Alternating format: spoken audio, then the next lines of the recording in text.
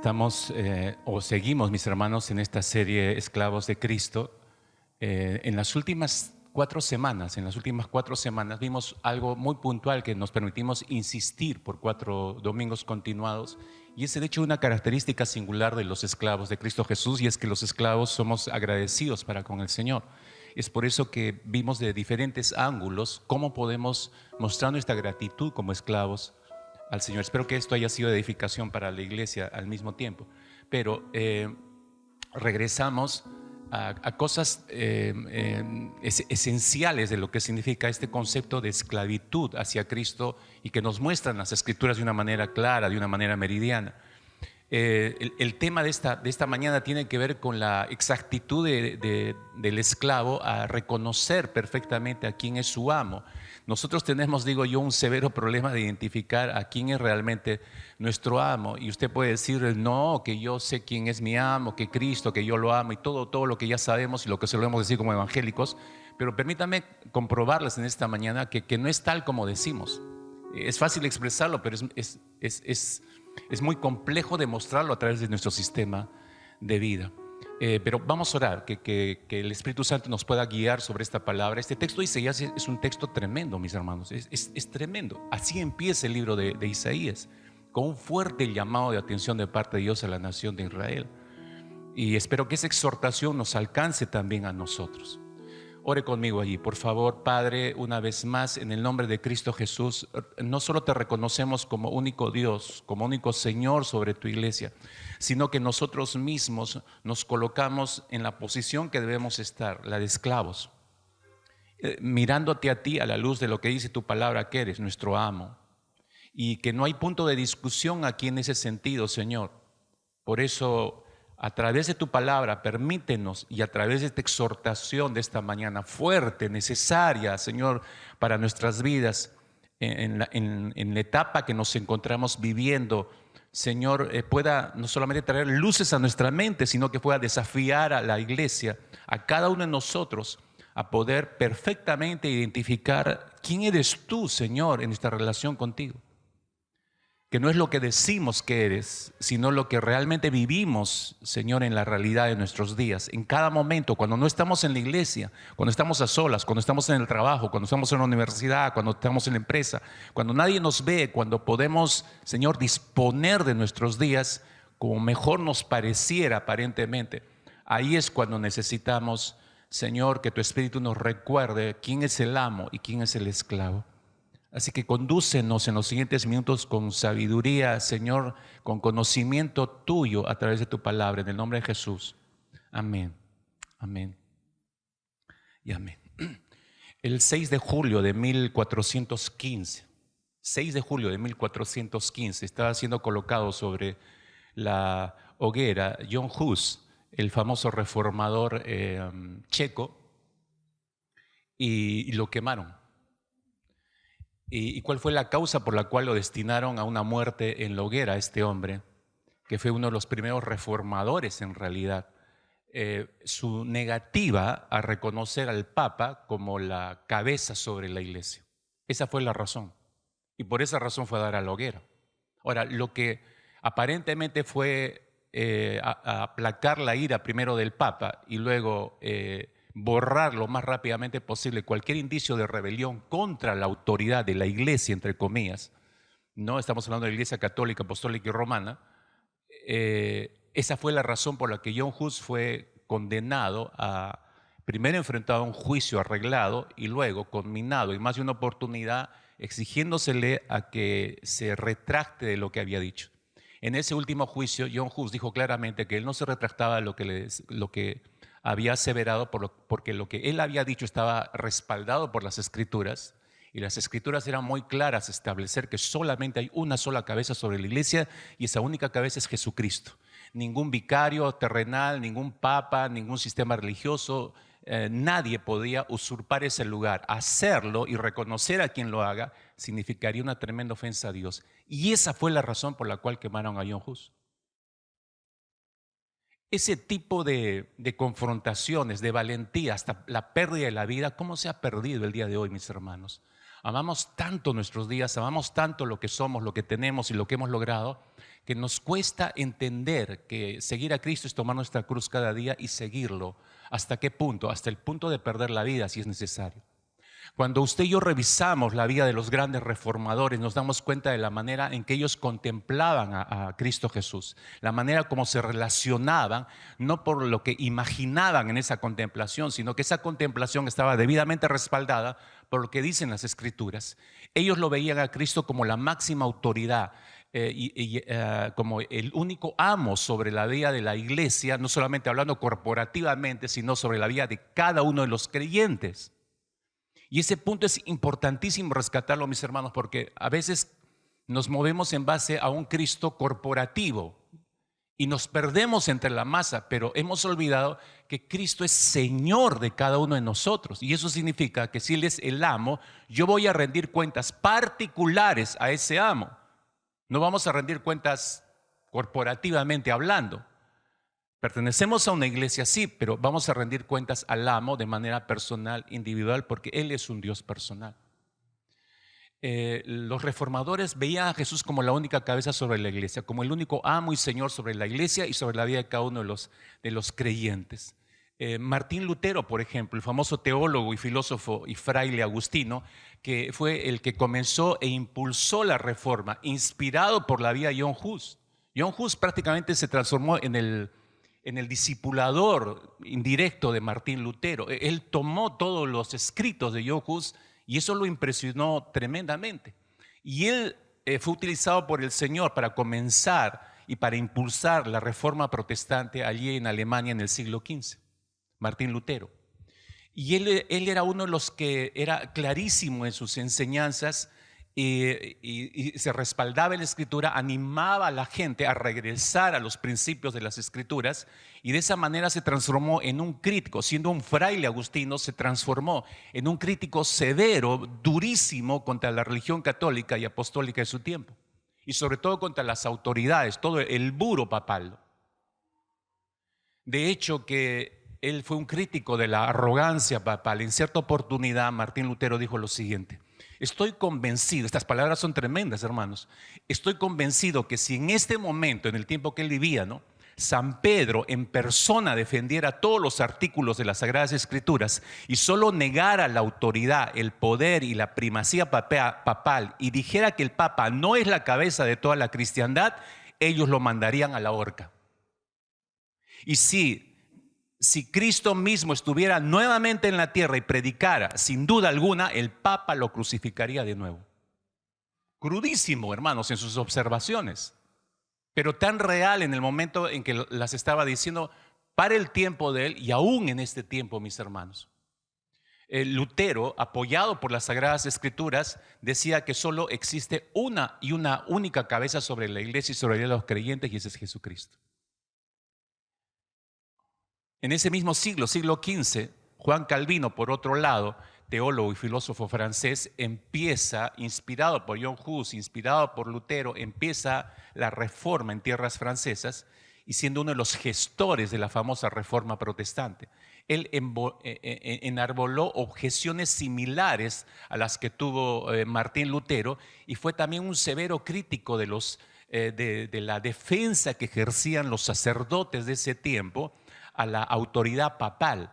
Y Calvino decía que los sacerdotes estaban más preocupados por defender el honor del Papa que por defender el honor de Dios. Que estaban más preocupados porque se mantuviera el Papa en su puesto de autoridad, cabeza sobre la iglesia, que hacer más relevante la palabra del Señor y lo que dice la palabra. ¿Y qué es la palabra? Que solamente Cristo es la cabeza de la iglesia. En contraste a ese sistema de vida entre los sacerdotes, Calvino dijo lo siguiente en una oportunidad: Cristo, la cabeza de la iglesia, para dejarlo en claro, dijo, no, Cristo, la cabeza de la iglesia, sostiene que la constitución del cuerpo, es decir, la iglesia, estará en un estado correcto si simplemente a la cabeza, refiriéndose a Cristo, la cual proporciona a los varios miembros todo lo que ellos tienen, se les permite sin obstáculo alguno tener la preeminencia. Si se le permitiera a Cristo tener la preeminencia, decía Calvino, entonces nuestras necesidades estarían saciadas. Pero eso no estaba ocurriendo, ¿no? 14 siglos atrás, si retrocedemos y vemos una de las cartas del apóstol Pablo, la carta a los Efesios, el capítulo 1, versículo 22, el apóstol Pablo dejó categóricamente establecido que Dios sometió todas las cosas al dominio de Cristo. Fíjese los términos en que el apóstol Pablo habla en esta carta. Todo el dominio, Dios el Padre lo puso por cabeza, lo estableció bajo dominio de todo lo que hay a Cristo Jesús y lo dio como cabeza de todo a la iglesia. Dios puso a Cristo como cabeza de la iglesia. Entonces el razonamiento tanto de Pablo, Lutero, Calvino, John Hus y todos los reformadores era simplemente respaldado a esto. Si Dios ha puesto como cabeza de la iglesia a Cristo, ¿quiénes somos nosotros para retirar esta cabeza y colocar otras? Eso es absurdo. Por la misma razón, las escrituras frecuentemente, si usted se ha dado cuenta, dan un fuerte énfasis al señorío de Cristo, porque Dios le ha dado toda la autoridad al Hijo. Entonces ningún papa, ningún concilio de iglesias puede arrebatar a Cristo esa autoridad.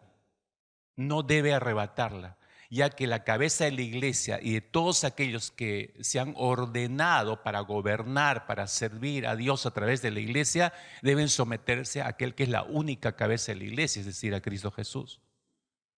Obviamente, junto a los nombres de John Hus, Lutero y Calvino, que no son los únicos, podríamos mencionar a muchos otros líderes cristianos como reformadores de este movimiento de la reforma del siglo XV, y podríamos sumar ahí, por ejemplo, a Juan Knox, el líder de la reforma escocesa. Podríamos sumar al puritano Samuel Rutherford. Podríamos sumar al famoso teólogo estadounidense Jonathan Edwards, el famoso padre de los avivamientos. Todos estos creyentes fueron fieles al Señor, a su cabeza, al amo. Se rehusaron categóricamente a reconocer a cualquier otro que intentara usurpar el lugar que solamente a Cristo le pertenece como cabeza de la iglesia de los creyentes. Cualquiera que fuera, cualquier ser humano que intentara arrebatar ese puesto a Cristo Jesús. El famoso, siglos después, el famoso predicador, el nombrado príncipe de los predicadores, Charles Spurgeon, este predicador inglés, declaró en uno de sus sermones, al cual tituló ese sermón Charles Spurgeon, Jesús nuestro Señor. Ese fue el título de su mensaje. Él dijo algo que viene a ser una explosión en nuestra mente y corazón y tan real para nuestros tiempos. Spurgeon dijo lo siguiente, escuche con mucha atención, por favor. La iglesia de Dios, dijo Spurgeon, de manera muy similar, llama a Jesús nuestro Señor. Generalmente hacemos eso nosotros. Llama a Jesús nuestro Señor, pues no hay y no podrá haber cabeza alguna de la iglesia excepto el Señor Jesucristo. Entonces, por eso, dice Spurgeon, es blasfemia para cualquier hombre en la tierra llamarse a sí mismo el vicario de Cristo y la cabeza de la iglesia. Y es una usurpación de los derechos reales del Rey Jesús que a cualquier rey o reina se le llame la cabeza de la iglesia, ya que la iglesia verdadera de Jesucristo no puede tener otra cabeza sino Jesucristo mismo. Yo estoy agradecido, dijo, para sumar Charles Spurgeon, yo estoy agradecido, dijo, que no haya cabeza en la iglesia en la cual yo soy miembro, salvo Jesucristo mismo. Y no podría someterme, dijo Spurgeon, a ninguna congregación donde no se tenga a Cristo como cabeza de la iglesia. Entonces, de acuerdo a lo que estaba predicando Charles Spurgeon, la fidelidad, mis hermanos, a través de la historia, la fidelidad de la iglesia ha sido preservada por medio del Espíritu Santo en una devoción completamente sincera a la única cabeza verdadera que es Jesucristo. El único amo, cuando decimos cabeza, entiéndase como amo de la iglesia, amo de los creyentes. John Hus, el reformador que murió por esta causa, y todos los que vinieron después de él, por esa causa rompieron con el sistema religioso y corrupto de su tiempo y dieron a luz a la reforma protestante. Por eso existimos nosotros. Gracias a Dios por cada uno de esos hombres. Pero cabe la pregunta, ¿cuáles son las implicaciones de todo este movimiento en este día? Se acaba de celebrar el mes pasado el mes de la Reforma, se conoce como el mes de la Reforma, celebrando todos los años que estos reformadores nos trajeron a la luz de las Escrituras, nos regresaron a las Escrituras. Por eso, un poco honrando la memoria de ellos, quise hacer un recuento de alguno de ellos, o los principales al menos, pero para ver cómo para ellos, en su mente, en su corazón, de acuerdo a las Escrituras, era clarísimo que había un solo amo, no había muchos. Y ese único amo es Cristo Jesús. ¿Y qué eran ellos? Simples esclavos. Simples esclavos. Ahora, no lo vivieron en silencio, lo proclamaron, lo defendieron, lo dejaron establecido. Si se les fue la vida, como John Hus en la hoguera, por decir eso, lo enfrentaron, hermanos. Las Escrituras nos muestran claramente esa autoridad, mis hermanos. Permítame un instante viajar a través rápidamente de las Escrituras para mostrarle esto, porque los grandes héroes de la iglesia, los defensores del liderazgo de Cristo, fundamentados en las Escrituras, como decía, para ellos era claro lo que veían en la Escritura, y espero que nosotros veamos lo mismo realmente y llegamos a la misma conclusión que ellos, que las Escrituras nos muestran claramente la autoridad del amo. No hay otro amo sobre nosotros. Por ejemplo, el apóstol Pablo, en su famosa carta a los Efesios, capítulo 5, verso 23, él afirma que Cristo es la cabeza de la iglesia. Él es la cabeza de la iglesia. No habla de muchas cabezas, habla de una sola. Él es la cabeza de la iglesia. Cuando escribe su carta a los Colosenses en el capítulo 1, versículo 18, él repite esto y dice más. Él dice, Él es la cabeza del cuerpo, que es la iglesia, el que es el principio, el primogénito de entre los muertos, para que en todo tenga la preeminencia, es decir, sea el primero siempre. ¿Por qué? Porque es la cabeza, porque es el amo. Regresando a la carta de los Efesios, en el capítulo 1, versículo 22 y 23, el apóstol Pablo explica que el Padre, Dios Padre, sometió todas las cosas bajo los pies de Cristo y lo dio por cabeza sobre todas las cosas a la iglesia, la cual es su cuerpo, la plenitud de aquel que todo lo llena en todo. Entonces, usted ve esa claridad que tiene el apóstol Pablo, y recordemos que todos los escritos del apóstol Pablo son por revelación de Dios. En el capítulo 4 de esta misma carta, en el versículo 15, Pablo habla de nuestro crecimiento espiritual, pero ese crecimiento espiritual, dice Pablo, no está desligado de nuestro amo. Miren en los términos en que menciona en Efesios 4:15 esto Pablo, dice, para que crezcamos en todo en aquel que es la cabeza. Crezcamos en todo en aquel que es la cabeza. No es un crecimiento a mi forma. Lo que yo creo, lo que yo pretendo es mi idea, así debe ser la vida cristiana. No, mi crecimiento y desarrollo cristiano es en función a la cabeza. Por eso hay que tener los ojos pegados, puestos en el autor y consumador de la fe. El Nuevo Testamento indica que el Padre Celestial entregó esa autoridad al Hijo, solamente se le entregó a Él. Efesios capítulo 1, versos 20 y 21 dice, resucitándole de los muertos, sentándole a la diestra en los lugares celestiales, sobre todo principado. Capte esa frase, sobre todo principado. Eso es tener autoridad. Y autoridad y poder y señorío y sobre todo nombre, eso es autoridad. Sobre todo nombre que se nombra no solo de este siglo, sino también del venidero. Para el apóstol Pablo es muy clara la autoridad del amo Cristo. Dios, dijo el apóstol Pablo en Filipenses capítulo 2, Dios también le exaltó, eso es autoridad, le exaltó hasta lo sumo, le dio un nombre que es sobre todo nombre, eso es máxima autoridad, eso es ser amo. Para que en el nombre de Jesús se doble toda rodilla de los que están en los cielos y en la tierra y debajo de la tierra, y toda lengua confiese que Jesucristo es el Señor, para la gloria de Dios Padre.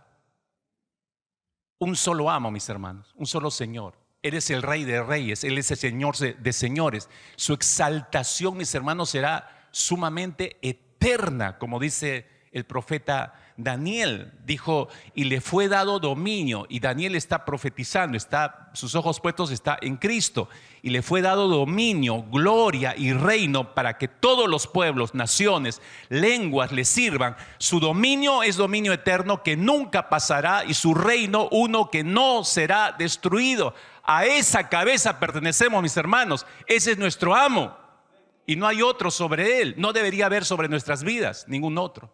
Entonces, si usted se está dando cuenta, es aplastante el testimonio de la Escritura, que Jesucristo es el Señor de todos. Eso es aplastante, que Él es la cabeza sobre todas las cosas. Eso es aplastante, eso es clarísimo en las Escrituras. Entonces la pregunta es la siguiente, mis hermanos. A pesar de que el testimonio de las Escrituras es tan claro y las Escrituras afirman categóricamente que solamente hay un solo amo sobre la iglesia y sobre la vida en particular de cada uno de nosotros los creyentes, que es Jesucristo, entonces es sorprendente la cantidad de falsos profetas, falsos maestros, falsos predicadores que han salido por todo el mundo en todas las épocas. Es sorprendente. Son muchísimos, mis hermanos. Pero voy a decir esto con cuidado. Y a veces nosotros estamos, sí, pues la falsa secta, la iglesia fulana de tal, sí, que por aquí. Y somos críticos y observamos todo eso, sí. Pero es posible, iglesia, es posible que el mayor problema no sean en este tiempo los falsos maestros, los falsos profetas, los falsos predicadores. Es probable que ellos no sean el problema. Es probable que el problema seamos nosotros. ¿Me escucharon? Es probable que el problema seamos nosotros. Y eso me lleva a nuestro segundo punto en esta mañana. Las Escrituras nos muestran que hay un problema mayor que el de los falsos profetas, falsos maestros, que el Señor advierte, sí, hace severas advertencias, ¿no? Pero la Escritura nos muestra un problema mayor. Observe cómo es puntual la Biblia al revelarnos el problema de fondo de nosotros los creyentes, el problema de fondo. Lo voy a decir de esta manera: si por un lado las Escrituras, la Biblia muestran claramente, como acabo de hacerlo hace unos minutos atrás, nos muestran y nos revelan a Cristo como la única cabeza de la iglesia. Eso es claro, ¿correcto? ¿Sí? ¿La Biblia es clara en esto? La Biblia es muy clara en esto. Lo acabamos de repasar hace un instante. Única cabeza y única autoridad es Cristo. Y único amo de cada uno de los creyentes. Ahora, sobre esa verdad debería ser edificada la vida de todos los creyentes. Sobre esa verdad debería ser edificada la vida de la iglesia. Sobre esa verdad de que solo hay un amo, un solo Señor, y nosotros nos sometemos y nos sujetamos a ese amo como esclavos de Cristo Jesús. Así debería ser nuestra vida cristiana, así debería estar fundamentada. Nuestro único amor, nuestra única sujeción debería ser solamente para nuestra cabeza, para nuestro amo que es Cristo Jesús. Nuestra vida debería ser levantada en base a esa verdad. Pero el enemigo de nuestras almas no va a dejar, escuche por favor, iglesia, no va a dejar que fácilmente esa verdad eche raíces en nuestras mentes y corazones. Y por años, por siglos, desde que estuvo el primer hombre sobre esta tierra, ya lo está intentando. No va a dejar fácilmente que este fundamento de vida, que es Cristo, el amo y el único dueño sobre nuestra vida personal, eche raíces y nosotros nos fundamentemos en esa verdad. Mire la advertencia que hace el apóstol Pablo a los creyentes de la iglesia de Corinto. Segunda de Corinto, capítulo 11, y le voy a pedir que busque esto en su Biblia y que lo marque si es posible. Este es un texto muy importante para pasarlo así nada más por alto. Segunda de Corintios, capítulo 11, el versículo 3. Segunda de Corintios, capítulo 11, versículo 3. Miren la advertencia que está haciendo el apóstol Pablo acá. Les dice a estos creyentes: pero temo, el apóstol está hablando, pero temo que como la serpiente con su astucia engañó a Eva, y entiéndase a Adán, vuestros sentidos les habla. Toma el ejemplo atrás y luego los confronta a los corintios. Dice: vuestros sentidos sean de alguna manera extraviados de la sincera fidelidad de Cristo. Wow. Yo decía, si por un lado está la gran verdad sobre la cual debemos levantar y fundamentar nuestra vida, que Cristo es la única cabeza, que Cristo es el único amo, pero por el otro lado nos encontramos con esta realidad, que el enemigo de estas almas está trabajando sobre esto, para que no se enraíce esa verdad, para que no edifiquemos sobre esa verdad. Entonces Pablo, dándose cuenta de este peligro, les advierte a los corintios, le dice: me temo que esto ya se está empezando a torcer. Me temo que así como la serpiente, es decir, Satanás, con su astucia engañó a Eva y a Adán, vuestros sentidos, les dice a los creyentes corintios, sean de alguna manera extraviados de la sincera fidelidad a Cristo. Y acá tenemos que hacernos algunas preguntas rápidamente para abrir un poco el tema. ¿Por qué, ya que hace referencia a Eva y Adán, los primeros seres humanos sobre la tierra, y eso nos remite hasta el Génesis nuevamente? ¿Por qué Adán desobedeció a Dios? Tendríamos que preguntarnos.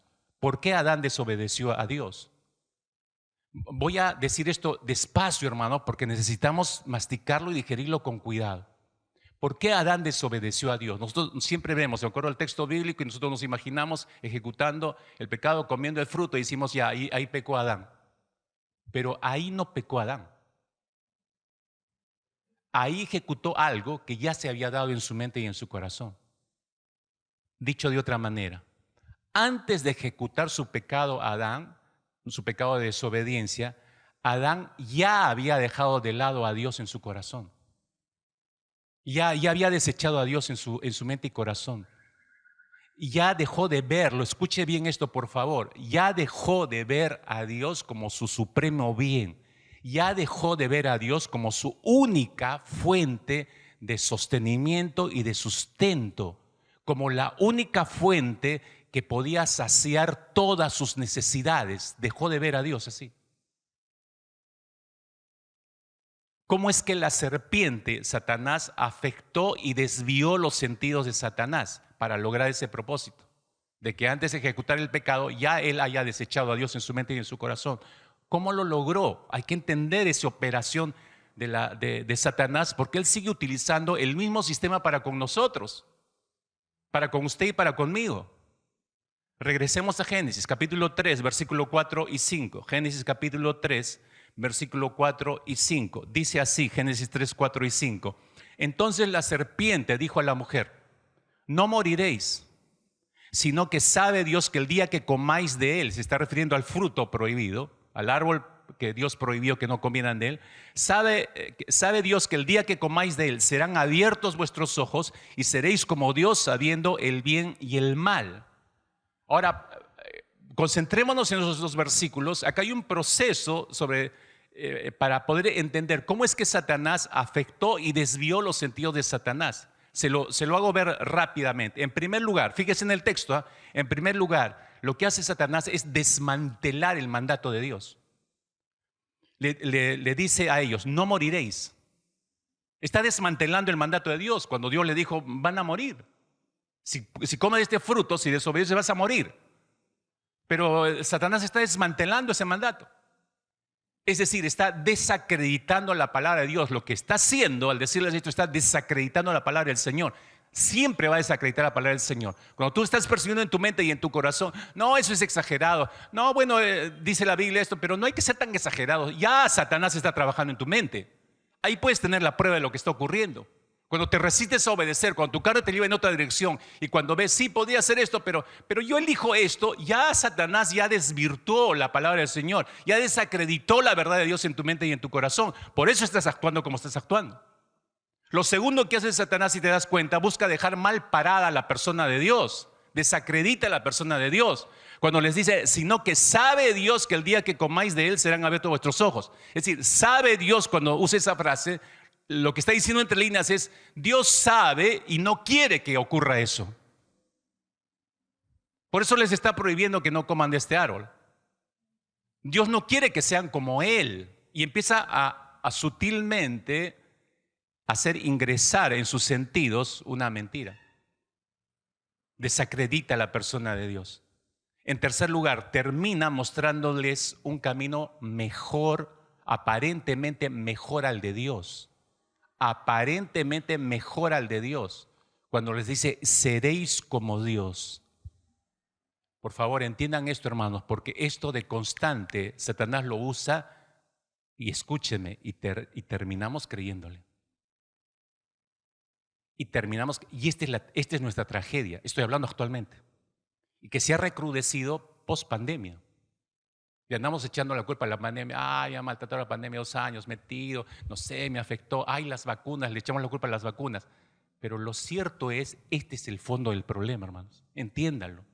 Por eso estoy yendo despacio. Seréis como Dios. En otras palabras, lo que Satanás les estaba diciendo, no necesitan de Dios para manejar sus vidas.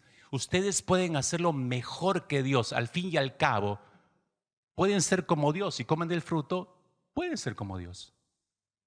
Ese es el planteamiento. Satanás hace que nosotros veamos, nos lleva a ver cosas, fuentes, que aparentemente van a ser para nuestro beneficio, trabaja en nuestra mente, haciéndonos creer que son mejores que Dios. Esas fuentes son mejores que Dios. Hermanos, no hay nada que pueda ser mejor que Dios. Absolutamente no hay nada que pueda ser mejor que Dios. Miren cómo está trabajando la mente, cómo está desviando los sentidos y afectando la fidelidad de Adán para con Dios. ¿La afectó? Claro que la afectó. ¿Cuál fue el resultado de este engaño mental? Fíjese en el versículo 6. Fíjese en el versículo 6. Adán y su esposa oyen la nueva propuesta que les ha hecho Satanás, y es en ese instante cuando ellos abandonan a Dios en su mente y su corazón. Entonces, en ese instante dejan ya de ver en su mente y su corazón a Dios como su única fuente para saciar todas sus necesidades. Entonces, ya no es Dios quien va a saciar todas sus necesidades, es el árbol. Es el árbol prohibido. Lo que están haciendo en su mente y corazón es reemplazar a Dios por el árbol. Me hizo pensar esto por unos instantes, el día de ayer en la madrugada, mientras estaba reflexionando en esto, y decía, qué malvado que es nuestro corazón, que termina creyendo a Satanás siempre, ¿no? No sé si usted ha escuchado. No es una persona, ya es más de una mujer que ha hecho esto, que se ha casado con un árbol. ¿Han escuchado esa noticia? ¿La han visto? Vestida de novia, toda abrazada a un árbol, dándole el sí al árbol. Claro, el árbol no le podía decir el sí, ¿no? O sea, casándose con el árbol. Mis queridas jóvenes adultas que todavía no se han casado, no estoy diciendo que ahí tiene una alternativa, por si acaso, ¿no? Yo sigo pensando que te sigue esperando el negro africano, te sigue esperando el guineano, te sigue esperando. Dios tiene la persona separada para ti. Pero ¿cómo esta mujer en su mente, cómo puede terminar casándose con un árbol? Es algo, para nosotros es fuera de lugar, pues, ¿no? Fuera de lugar. Aunque algunas esposas dirán, pero el mío es como un árbol, no dice nada, no habla, no dicen, es un árbol, pastor. Me casé con un árbol, diría, ¿no? Es posible, digo, es posible. Pero con un árbol en realidad es algo absurdo. ¿Cómo pueden confiar? Bueno, así fue engañada la mente de Adán y Eva, y este fue el resultado. Esa mujer que se casó con el árbol, no sé cómo en su mente puede pensar que ese árbol puede saciar toda su necesidad afectiva. Cuando Dios es el único que puede saciar nuestra necesidad afectiva. Mis hermanos, si entendiéramos esto, no estaríamos mendigando amor por ningún lado.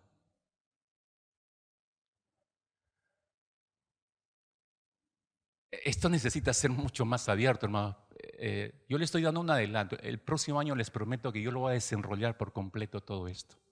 Va a ser apasionante poder estudiar esto en la palabra.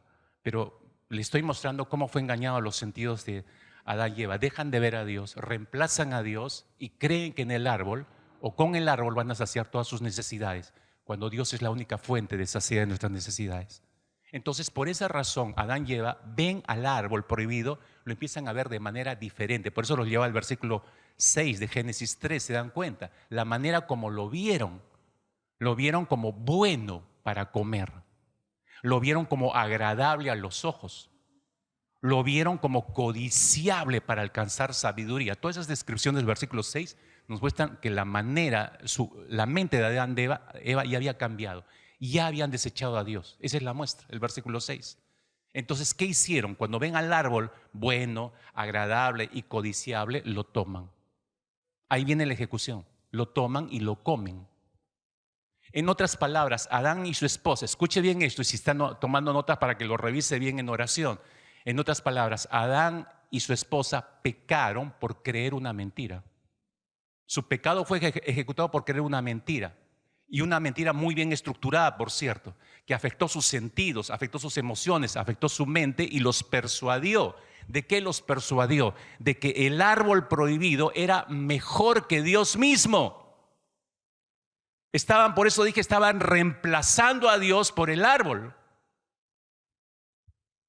Y esa misma mentira, mis hermanos, que extradía nuestros sentidos de nuestra sincera devoción a nuestro amo Jesucristo, está operando, el día de hoy está operando sobre nuestras mentes y sobre nuestros corazones. Iglesia, abre tus ojos y empieza a darte cuenta de la trampa.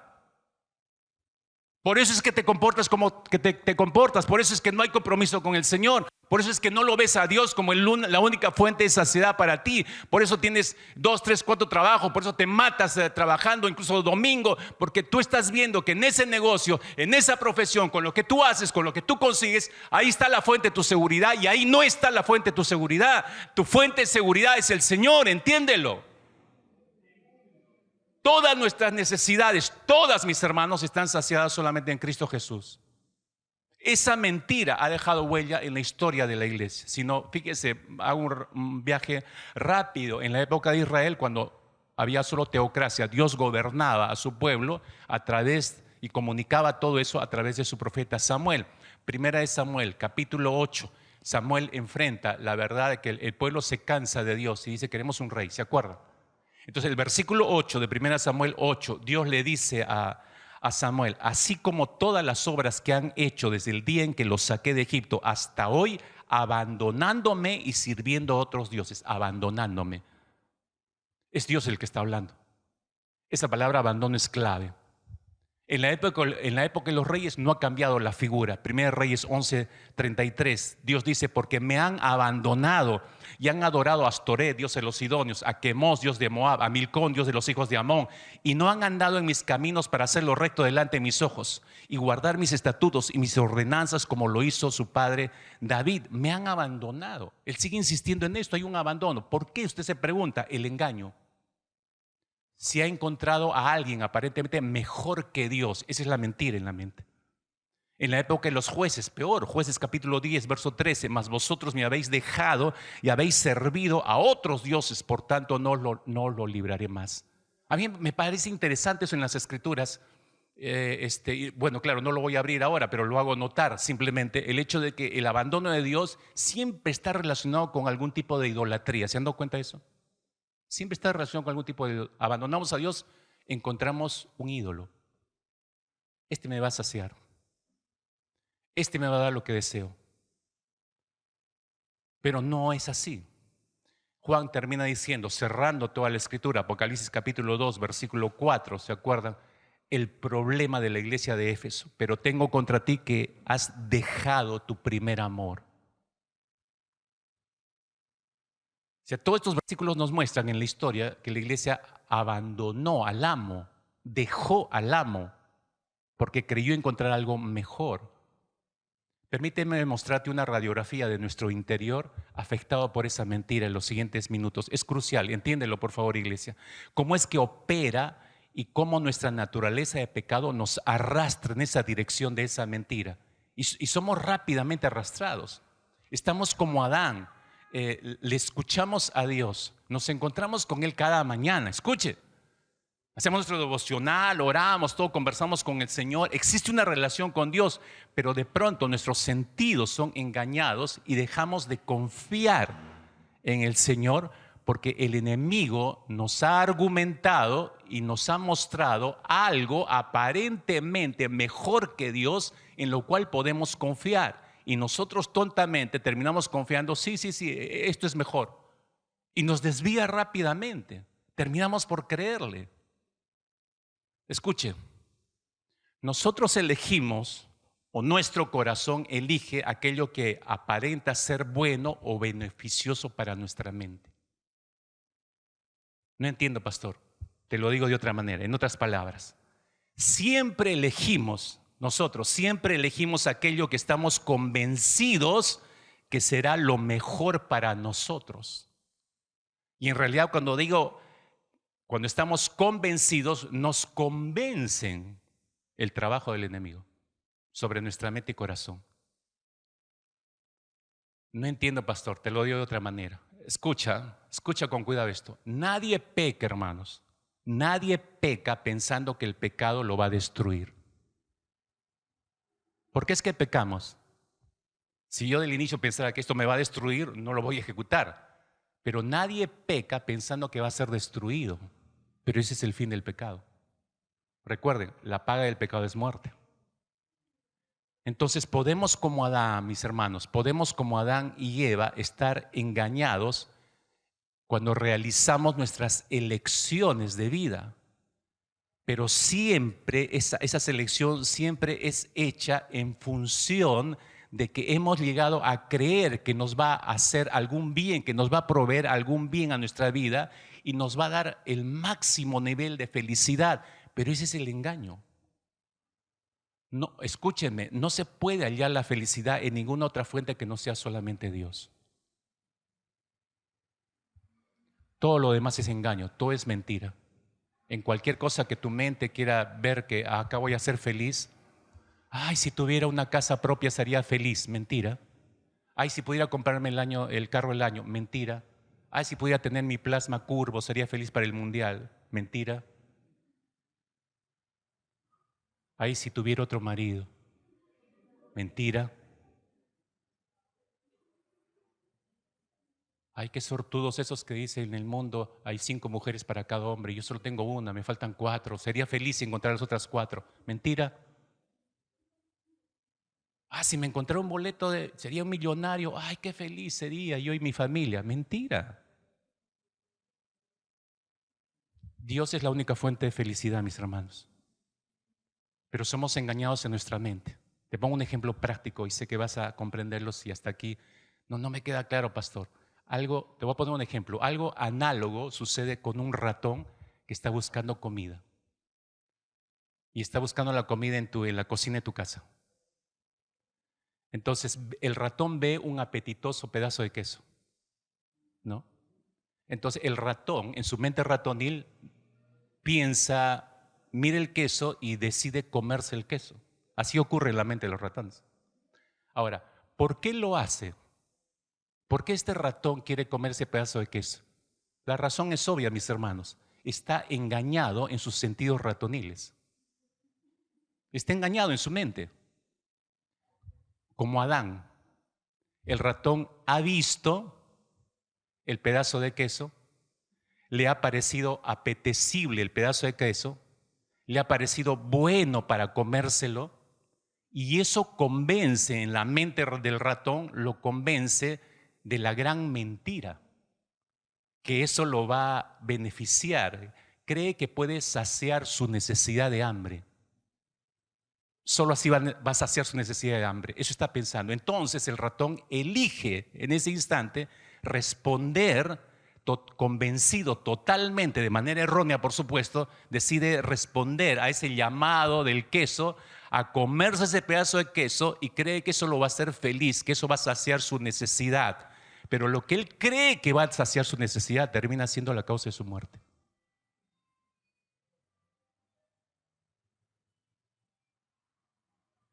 ¿Entendieron, mis queridos ratones? Sí, me siento como un ratón, pastor, ¿no? Lógicamente, hermanos, para tener el cuadro claro, lógicamente el ratón, ¿qué no ha visto? No ha visto dónde está colocado el queso, dónde está montado el queso. No ha visto la trampa, en otras palabras. Él solamente está mirando el queso. Y lo que prometía saciar esa necesidad termina causándole la muerte al ratón. Igual que a nosotros, hermanos. Pregunto, ¿cuál es tu queso? ¿Cuál es el queso que estás mirando? Y no ves la trampa. Algunos ya chaparon el queso, ya están con el cuello tirados ahí con toda la trampa.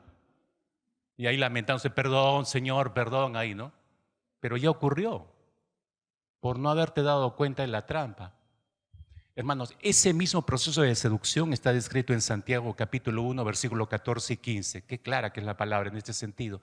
Santiago 1, 14 y 15 dice, cada uno es puesto a prueba por su propia pasión desordenada. Son las pasiones desordenadas que nos llevan a ese punto, a creer que esto va a ser mejor que Dios. Pasiones desordenadas, que lo arrastra y los seduce.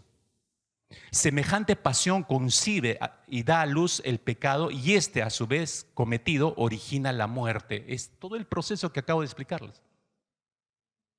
tal como dice el famoso puritano John Owen. Él dijo, el engaño del pecado, escuche esto bien, el engaño del pecado sobre la mente de nosotros seres humanos consiste en presentarle las cosas de tal manera que su verdadera naturaleza del pecado, las causas del pecado, los afectos del pecado, las condiciones del pecado permanezcan escondidas a tu alma para que no entiendas.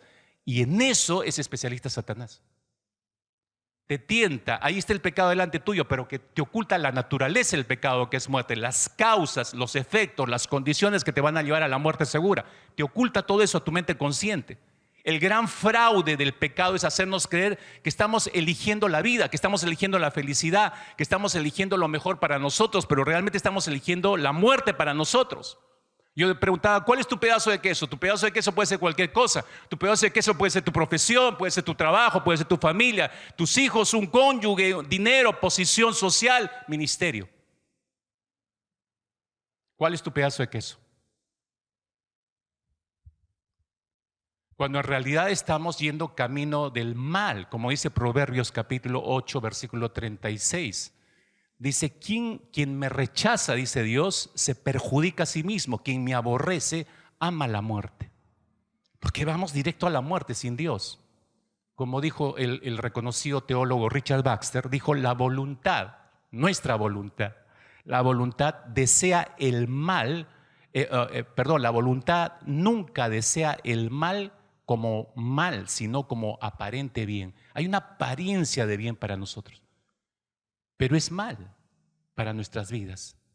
Es interesante notar, como hace un instante estábamos revisando en Génesis, que en Edén es donde por primera vez el ser humano se encuentra. Es la primera vez que Adán, el ser creado por Dios, se encuentra con el dilema de que sus necesidades personales puedan ser satisfechas por otra cosa u otra persona que no es Dios.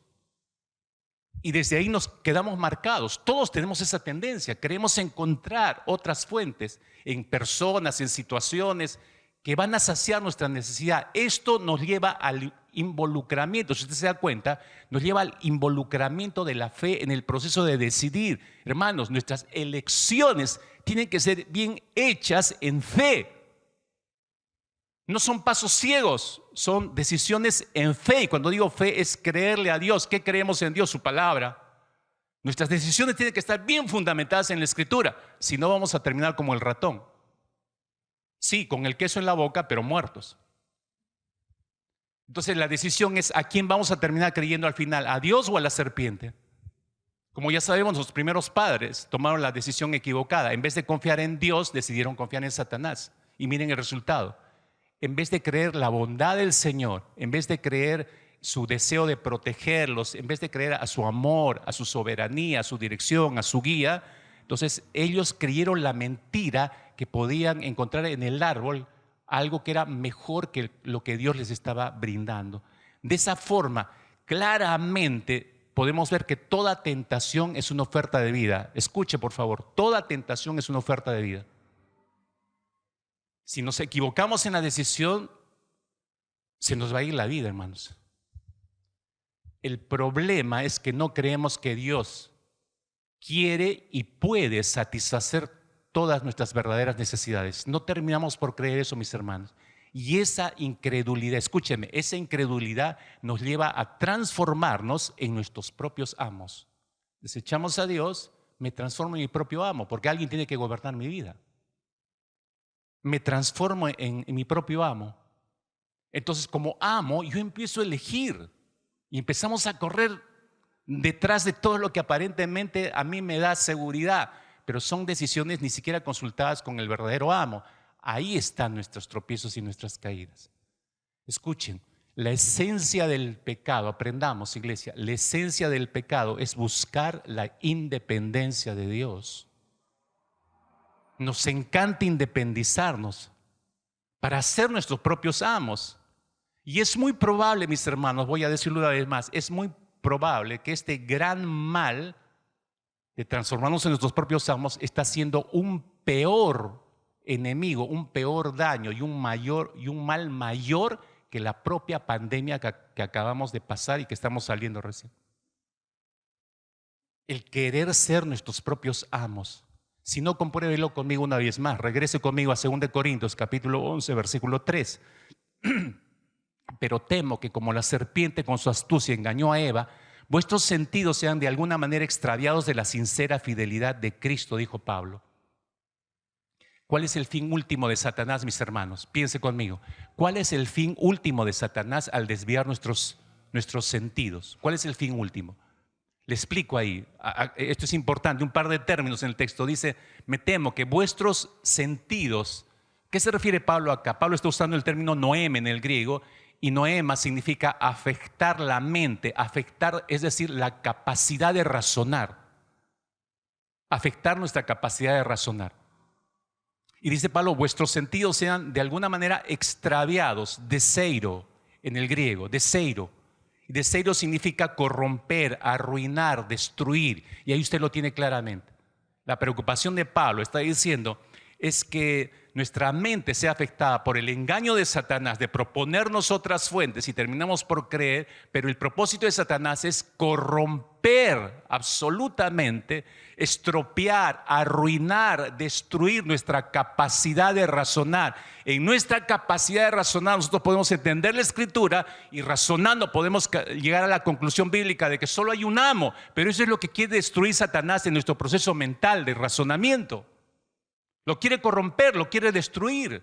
¿Cómo nos damos cuenta que ha logrado ese propósito? Cuando yo me constituyo en mi propio amo.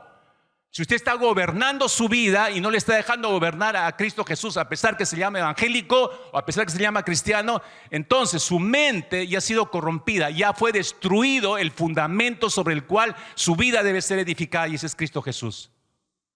Los creyentes conocemos la palabra de Dios, sí, sabemos que la palabra de Dios dice claramente que hay un solo Señor, que hay un solo amo, que hay un solo Dios para nosotros, al cual nos debemos, que en Él somos y en Él nos movemos, sabemos eso. No existe ningún amo sobre Él, sobre Cristo. Entonces, deberíamos entender que usurpar ese lugar, tomar ese lugar, es la ofensa más grande que podríamos provocar al corazón de Dios. La labor de Satanás, vuelvo a insistir, ¿no? Lo que busca a nivel de nuestras mentes es corromper esas verdades del Evangelio. Yo le estoy predicando el Evangelio y él ya está trabajando en corromper eso en su mente. Si usted viene acá a analizar el mensaje, a cuestionar algunas cosas, decían, ay, es muy exagerado, esta iglesia son tirados aquí. No, esto no es así, no es así. Ya Satanás está trabajando, corrompiendo el Evangelio en su mente. Él está buscando, cuando hablamos de corromper, es arruinar, destruir la capacidad de razonar esas verdades bíblicas. Y se cumple lo que Jesús dijo cuando desenmascaró al enemigo. Él dijo, Él viene para robar, matar y destruir. ¿Qué cosa? El Evangelio en nuestras mentes. No quiere que hallemos fundamento en Él, que Jesucristo es el único Señor y amo. Y por esa razón, cuando destruye todo eso, se desvía nuestra sincera fidelidad al amo. ¿Ahora entiende usted el texto? Se desvía nuestra sincera fidelidad. Ahí es donde dejamos de ser fieles a nuestro amo.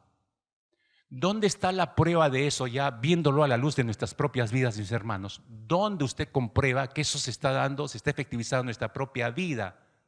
Mire nada más por unos instantes. Yo le quiero invitar a que vea introspectivamente, mire a su interior. Revise su estilo de vida. Parecería que Satanás está causando los estragos que pretendió desde un inicio. Parecería que está teniendo victoria en su vida. ¿Por qué, mis hermanos? Porque nos hemos transformado en nuestro propio amo. Nos hemos transformado en nuestros propios amos. Al rechazar a Dios, ahora, escuche, nosotros somos los que empezamos a velar por nuestra propia vida. Los que buscamos saciar nuestras propias necesidades, completar todo lo que nos hace falta cuando esa es labor de Dios. Hemos tomado el lugar de Dios, ¿sí o no? Nosotros mismos queremos sostenernos, nosotros mismos queremos cuidarnos, queremos saciar todas nuestras necesidades. Nosotros, cuando esa es labor de Dios. ¿Acaso Jesús no dijo, ¿por qué se preocupa por qué van a comer, beber, vestirse? Yo alimento a las aves, miren a las aves, ¿acaso yo no puedo hacer eso por ustedes? ¿Le crees? No, pero yo tengo que hacer un extra. Pues ya, ese extra es agregar sobre lo que Dios se ha hecho por nosotros y puede seguir haciendo por nosotros. Escucha, hermano, hermana, ese nuevo orden, porque reordenamos nuestra vida, ese nuevo concepto, ese nuevo orden de vida tiene profundas consecuencias. Profundas consecuencias. La persona que se erige como propio amo de su vida, como propio salvador de su vida, consciente o inconscientemente, está rechazando la soberanía de Dios, la bondad de Dios, la sabiduría de Dios, la gracia de Dios. ¿Y sabes cómo podemos darnos cuenta de eso? Te doy ejemplos rápidos en este sentido. Cuando nosotros decidimos ser nuestro propio amo, como decía, violentamos soberanía, bondad, sabiduría y gracia de Dios. Te lo demuestro de manera práctica. Nosotros asumimos nuestra vida, desechamos a Dios y decimos lo siguiente: yo decido controlar mi propio destino, transformándome así en mi propio amo y rechazando así la soberanía de Cristo, el amo. Así opero. Así empezamos a rechazar la soberanía de Dios. Nosotros decimos: yo decido aceptar como confiable mi verdad y no la de Cristo revelada en su palabra. Así me siento más sabio que Cristo, el amo, rechazando así su sabiduría. Nosotros nos decimos a nosotros mismos: yo decido amarme mejor de lo que Cristo, el amo, me ama. Y así me siento más bueno que Cristo y rechazo así la bondad sobre mi vida. Que yo me puedo amar mejor que Cristo, eso es una locura, hermanos. Nosotros nos decimos: yo decido utilizar mi poder, mi fuerza y no la de Cristo, el amo. Y así me siento más grande que el amo Cristo y así rechazo su gracia para cuidar e intervenir en mi vida. ¿Se da cuenta cómo ahí podemos darnos cuenta de lo que está pasando realmente con nuestra vida? Nos hemos constituido en amos. Debo terminar, hermanos. Escúcheme, cuando Satanás quiso corromper en la mente de José, ¿se acuerdan de José? En el libro de Génesis. Cuando Satanás quiso corromper en la mente de José su sincera fidelidad por Dios, su amo, haciéndole creer que José podía transformarse en su propio amo y disponer de su vida como mejor le pareciera, haciéndole creer que él podía saciar sus propias necesidades, incluyendo sus necesidades sexuales, porque fue tentada por la esposa de Potifar, recuerden, ¿no es cierto? ¿Sabe lo que respondió José? ¿Sabe lo que José, él pudo haber caído en esta tentación y ser turbado en su sincera fidelidad a Dios, pero no fue así. Génesis capítulo 39, versículo 9, ahí está la respuesta del gran José, que no se permitió. Y la respuesta no solamente fue dada a la mujer de Potifar, fue dada a la mujer de Potifar, fue dada a Satanás y fue dada a su propia carne. ¿Qué es lo que respondió José? ¿Cómo pues haría yo este grande mal y pecaría contra mi amo Dios? Ahí estaba la respuesta de este hombre, que no se dejó desviar, no se dejó turbar en su entendimiento. ¿Cómo haría yo este grande mal y pecaría contra mi Dios, mi amo? No, yo no voy a hacer eso, y por eso es que huyó. Nosotros no razonamos así, hermanos. Nosotros rápidamente aceptamos esta fuente que me satisface, me sacia, me tienta, pero me sacia. Por eso no vemos el pecado como algo nocivo, sino como algo beneficioso para nosotros. Pero ese es el engaño una vez más. Hermanos míos, creo que la oración nuestra en esta mañana, o no sé si decir la oración de muchos en esta mañana, debería ser la del salmista. Cuando el salmista oraba y decía: contra ti y solamente contra ti he pecado, Señor. He hecho lo malo ante tus ojos. Y si Dios nos preguntara: ¿qué es lo malo que has hecho? Nuestra respuesta sería esa: te hemos abandonado a ti como único amo y Señor y nos hemos constituido en nuestro propio amo. Esa es nuestra maldad. Esa sería probablemente nuestra respuesta. Te hemos abandonado a ti, Señor, y nos arrepentimos en polvo y ceniza.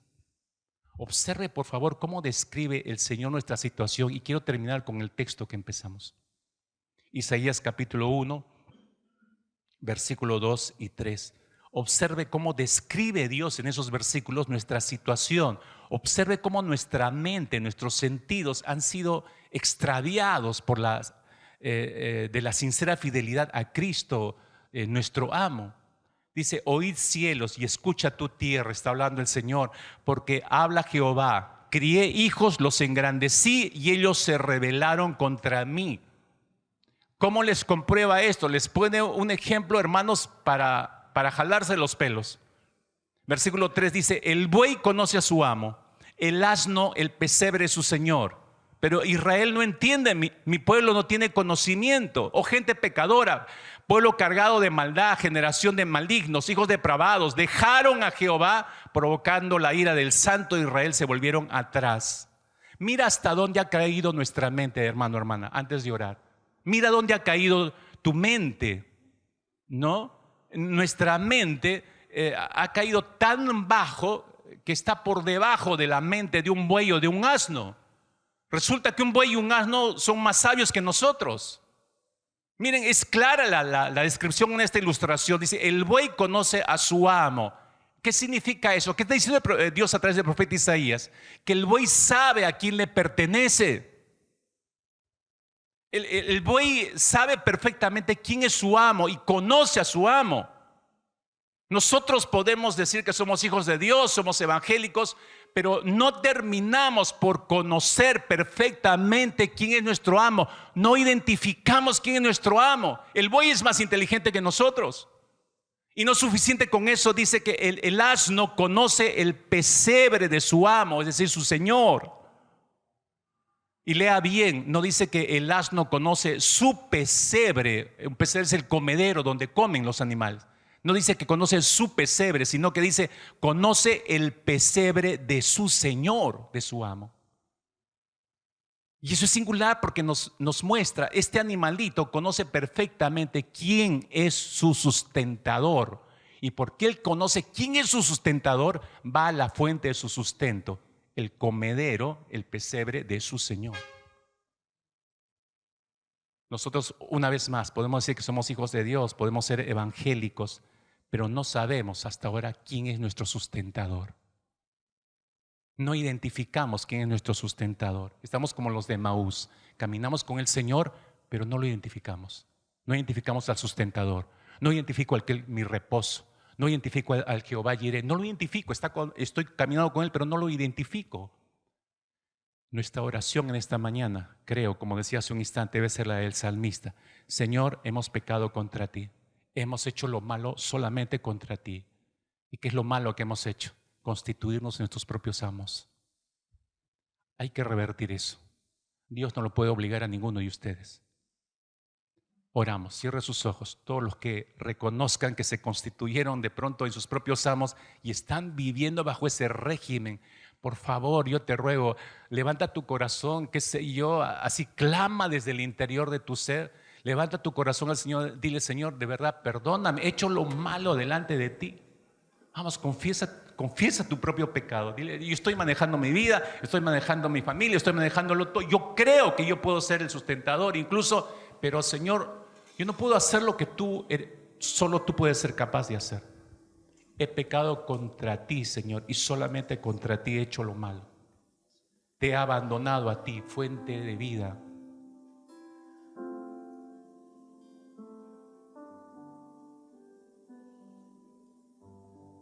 Necesitamos regresar a la fuente principal, hermanos.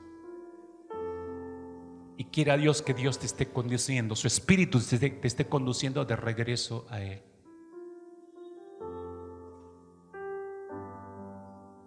Dile conmigo ahí, Señor, gracias por regresarme a la fuente, a la única fuente que eres tú. Los que estén de vuelta, por favor, levanta tu mano y dile conmigo al Señor. Dile, Señor, necesito confesar en esta mañana que en ti encuentro todo lo que necesito para mi saciedad. Que en tu cruz, Señor, no necesito otra cosa excepto a ti. Realmente en tu cruz encuentro todo lo que yo necesito. Todo, absolutamente todo lo que yo necesito, Señor. Gracias, Jesús, por darme esta oportunidad de vida ahora, cuando aún hay tiempo. Dice tu palabra que mientras haya tiempo podemos arrepentirnos y podemos volver a ti, fuente de vida. Tú eres la única fuente de vida, Señor. Perdona si nuestro corazón se ha desviado tras otras fuentes. Y oro porque cada uno de mis hermanos y mis hermanas, en sus mentes conscientes, verdaderamente estén reconociendo, identificando cuáles son esas fuentes en las que han estado confiando hasta el día de hoy, que son fuentes como cisternas huecas, Señor. Eso no les puede traer seguridad, eso no les puede traer vida, eso no les puede traer bienestar. Todo eso lo encontramos solamente en ti, Señor. Padre, ayúdales a dejar esas pseudo fuentes, Señor. Ayúdales a renunciar a esas aparentes fuentes de seguridad, felicidad, Señor, en sus vidas, y puedan regresar enteramente a ti para descansar en el único Dios verdadero y vivo, en el único amo, en el único Señor sobre nuestras vidas, Cristo Jesús. En tu nombre, Señor, en tu precioso nombre, oramos así, Padre de los cielos. Amén.